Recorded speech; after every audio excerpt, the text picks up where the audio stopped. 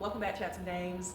Today's video, if you are single and have suffered from fibroids, if you've suffered from any illnesses, guys, any autoimmune diseases, any STDs, anything, this video is just for you.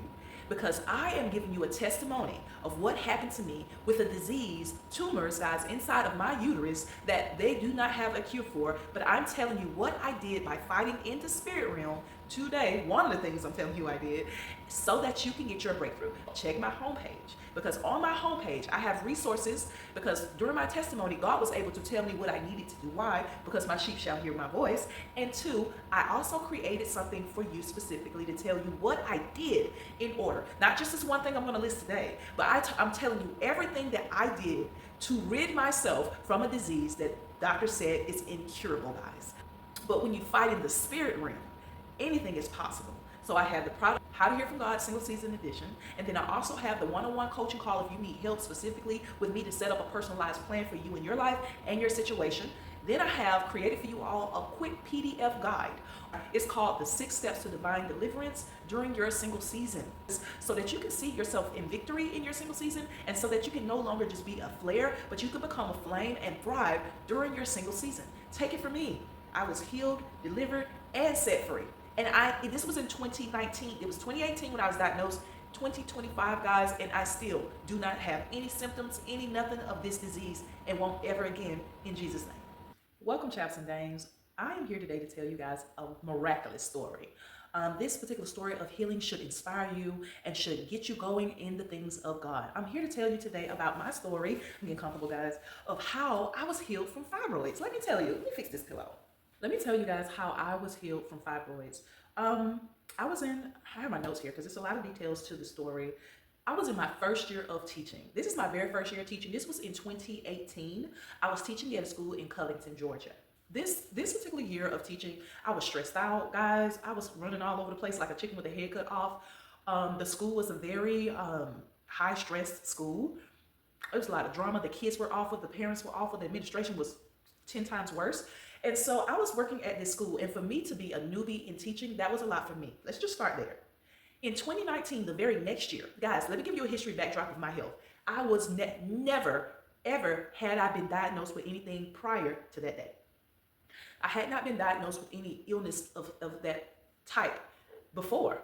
And so I was diagnosed with fibroids, and this is how I got diagnosed. First of all, let me back up. Let me tell you what fibroids is. Fibroids are tumors that are in your uterus. They don't know the cause of it. They don't know the cause of the tumors. They're there somehow. Also, I know I was experiencing heavy bleeding. I was experiencing pain in that particular area. I was tired, frequent urination, and back pain. My lower back, I was paining in that area. So let me go ahead and continue to tell you guys. So I had not been diagnosed with anything from that point on. And so around this time, I was experiencing every single year, maybe once a year. At first it started off, I was experiencing where I would have to go at least once a year to the emergency room for a ruptured cyst on my ovaries. I was having like a cyst that would rupture, that would explode on my ovaries. Once a year, I would have to be, and the reason why you say, well, why would you have to be? The doctors told me this was normal. They say that every single month they told me every time I would have administration, I would have cysts are already there. Like that's the norm. But it's not normal for them to always rupture. And so I had been experiencing that once a year, and then it started moving up and increasing to every like 6 months or so, 6 to 8 months, I was having these cysts rupture. Now let me tell you and give you a backdrop of why I had to be rushed to the emergency room, because the pain was so excruciating. By this time, way after this time, I had had my experience with kids. And if you have a ruptured cyst, it's like you are in labor and you just about to like deliver the baby. It's very painful. And that's what it felt like for me. I was like, I feel like I'm about to deliver a child. They showed me, so while they were doing the examination, I guess they did an ultrasound. I don't remember, guys, what they did to find this out. That is how out of it I was. I was so done that day.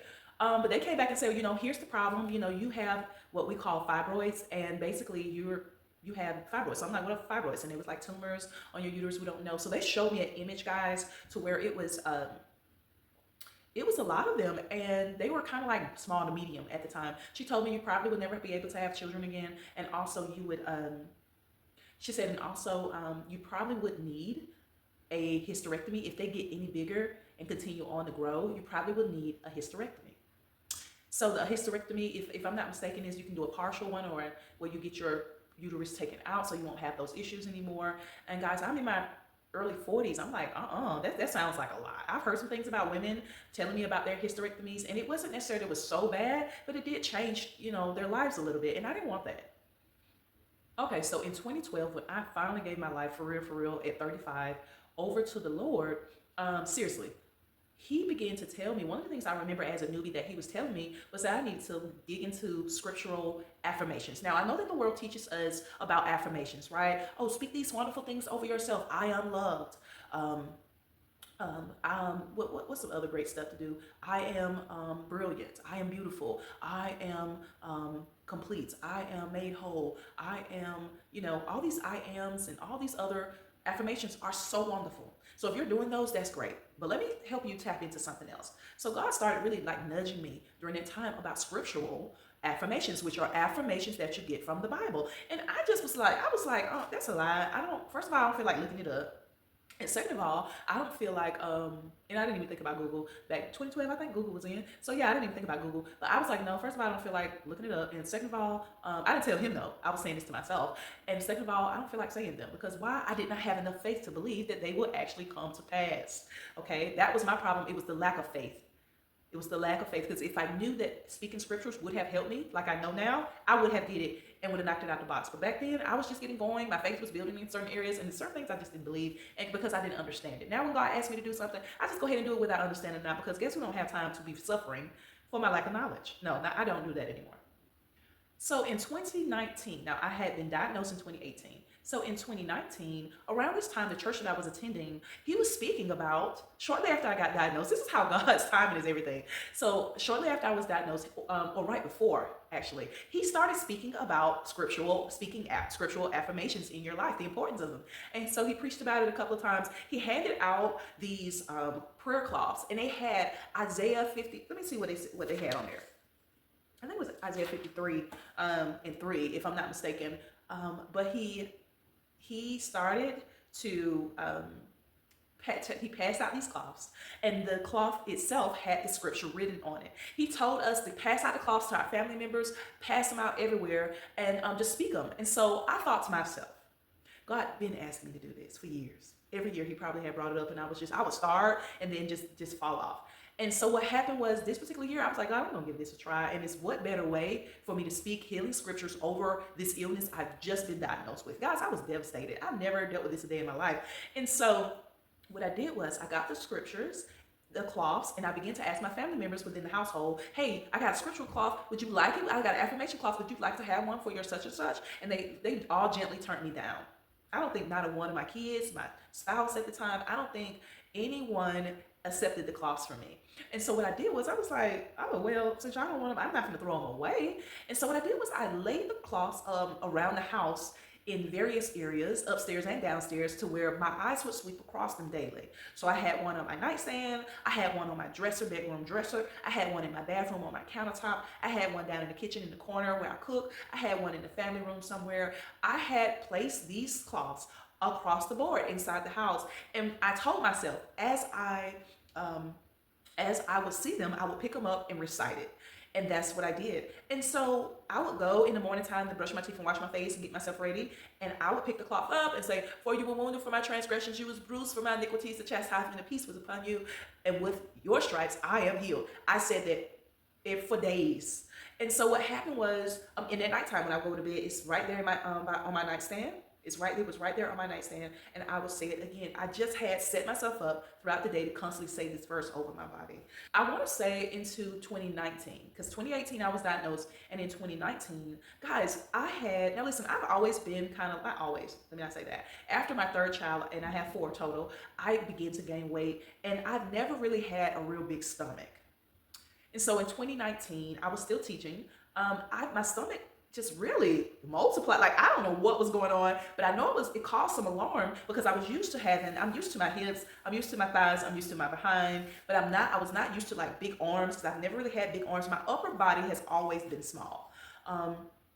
And so my stomach, all of a sudden, I noticed my shirt was fitting like a little tighter and stuff like that. I was like, what is going on? And it was so much to, I decided to go to the doctor to see what was going on. In my mind, the first thing I'm thinking, I'm not thinking about nothing, is that, oh, the fibroids must be getting bigger.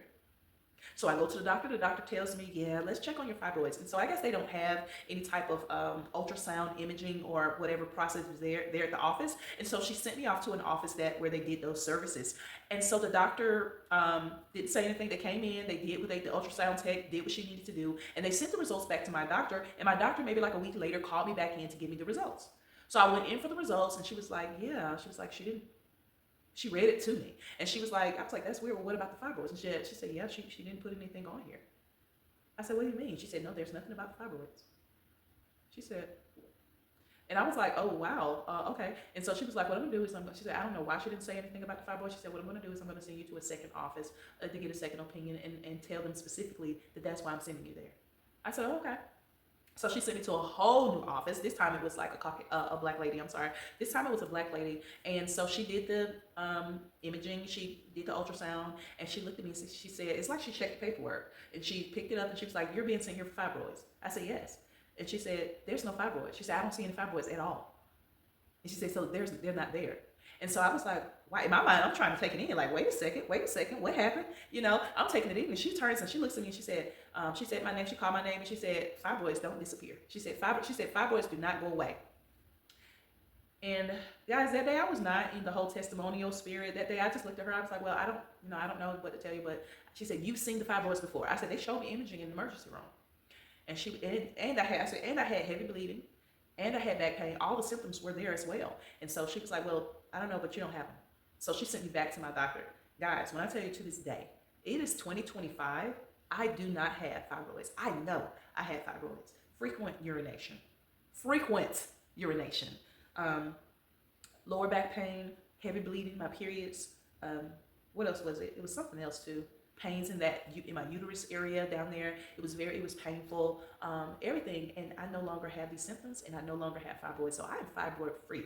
The crazy part about it is that I don't know why all of a sudden I had friends that were diagnosed, people that I knew were diagnosed with fibroids, like 2 or 3 different people, and they had to go get hysterectomies and stuff like that. While I was in my process, they was in their process, and I felt so bad for them. But yeah, I was healed from fibroids. When I went back to the doctor, she basically told me that I was simply gaining weight because I was overeating. And she told me what I needed to do to get the weight off or whatever. But guys, if you think about it, it was my first year teaching. It was stressful. I was picking up breakfast, eating out all the time than I was normally used to. And yeah, that's what happened. So I literally went to the doctor basically because my stomach was getting bigger, thinking it was my fibroid. It was the fibroids, not mine. It was the fibroids, and it was not. It was just me being me at the time.